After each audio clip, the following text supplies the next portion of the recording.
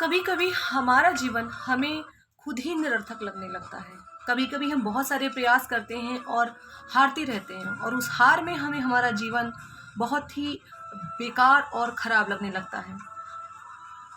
इसका कारण होता है कि हमारे इच्छाओं के अनुकूल जब हमें परिणाम नहीं मिलते, तो ऐसी सोच का हमारे जीवन में आना स्वाभाविक है। ऐसे ही एक गुरुकुल में लगभग 100 से ज़्यादा विद्यार्थी थे जो विद्या ग्रहण करते थे। और एक बार एक विद्यार्थी जो हर एक जगह पर निष्फल हो जाता था, हर एक जगह पर वो हार जाता था, हर एक जगह पर वो फेल हो जाता था, और इसकी वजह से वो बहुत परेशान रहने लगा। और परेशानी की वजह से वो इधर उधर जाने आने लगा, उसका मन भटकने लगा। तो एक दिन उनके गुरु ने उसे बुलाया और पूछा कि आप इतना परेशान या इतना ज़्यादा हतोत्साहित क्यों हो रहे हैं। तो फिर शिष्य ने जवाब दिया कि यहाँ गुरुकुल में सभी ऐसे बच्चे हैं जो पढ़ते हैं और आगे निकल जाते हैं, लेकिन मैं हर जगह निष्फल रह जाता हूँ। मैं इतना प्रयास करता हूँ, फिर भी मेरा प्रयास असफल हो जाता है, और कहीं ना कहीं मेरा जीवन अच्छा नहीं चल रहा। कहीं ना कहीं मैं हर जगह हार जाता हूँ, और मेरा जीवन व्यर्थ ही है, क्योंकि मैं किसी जगह सफलता नहीं प्राप्त कर पा रहा हूँ। तो उनके गुरु ने एक दिन सभी बच्चों को बुलाया और साथ में बिठाया सबको, और साथ में बिठा कर सिर्फ एक चीज़ पूछी कि आप में से कितने लोगों को ऐसा लगता है कि आपका जीवन निष्फल है, बेकार है, किसी काम का नहीं है।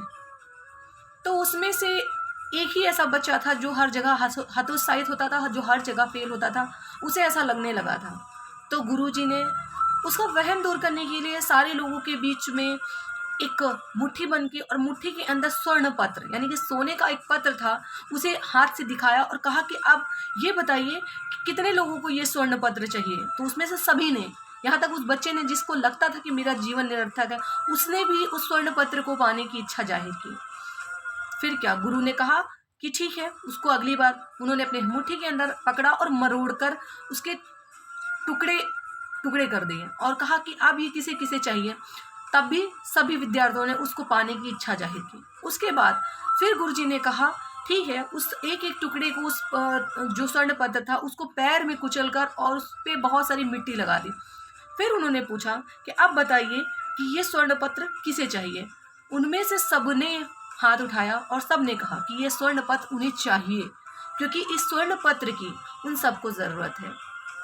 फिर क्या, गुरुजी ने मुस्कुरा कर कहा उस बच्चे से जिसने अपने जीवन को निरर्थक बताया कि आप अपने जीवन को निरर्थक समझते हैं, लेकिन आप इस स्वर्ण पत्र की तरह हैं। आपका जीवन निरर्थक नहीं है। हर व्यक्ति का जीवन बहुत ही अनमोल और बहुत ही अमूल्य है, क्योंकि कहीं ना कहीं उसका जीवन इस स्वर्ण पत्र की तरह है। हर व्यक्ति उससे प्रेम करता है, हर व्यक्ति की कुछ ना कुछ आशाएं, कुछ ना कुछ भावनाएं उस व्यक्ति से जुड़ी हुई हैं।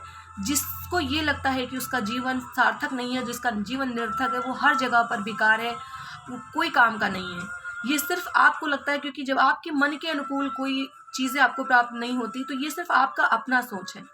बल्कि आपसे प्रेम करने वाले, आपको सोना मानने वाले, आपसे ज़्यादा प्रेम करने वाले लोग आपके पास हैं। आप उनकी भावनाओं से यदि सोचेंगे, तो आप अपने आप को इस स्वर्ण पत्र की तरह पाएंगे, जिसे हर व्यक्ति अपने पास रखना चाहता है। ना कि आप ऐसी भावनाओं के बीच में घिरे रहें जिनके बीच में आपको नकारात्मकता घेर ले, जिनके बीच में आपको ये लगता है कि नहीं भाई, हम बहुत ही बेकार चीज़ है। तो आप बेकार नहीं है। हर व्यक्ति अपने आप में एक अहम व्यक्ति है, जिसे ईश्वर ने बना के भेजा है, जिसकी संरचना ईश्वर ने की है। वो कैसी भी हो, कितनी भी खराब हो, कभी भी ईश्वर खराब चीज़ का निर्माण नहीं करते, बल्कि ईश्वर हर एक व्यक्ति का निर्माण करते हैं। उसके जीवन में कुछ ना कुछ प्रारब्ध ज़रूर जोड़ कर रखते हैं, और उस प्रारब्ध का सदैव इंसान को सम्मान करना चाहिए, क्योंकि ईश्वर की बनाई प्रत्येक संरचना अपने आप में बहुत ही विशेष और महत्वपूर्ण है।